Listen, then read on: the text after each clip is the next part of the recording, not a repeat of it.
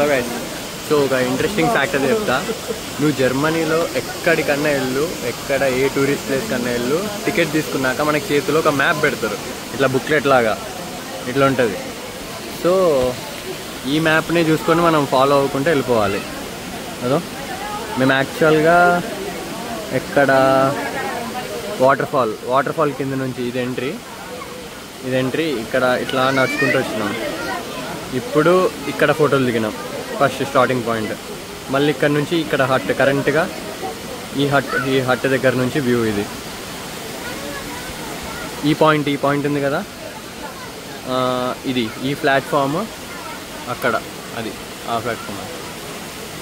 So ఇది మొత్తం సిస్టమేటిక్గా గూగుల్ మ్యాప్ ఎటువంటి యూజ్ లేకుండా ఈ పేపర్లు అవన్నీ ఇస్తారు మనకు.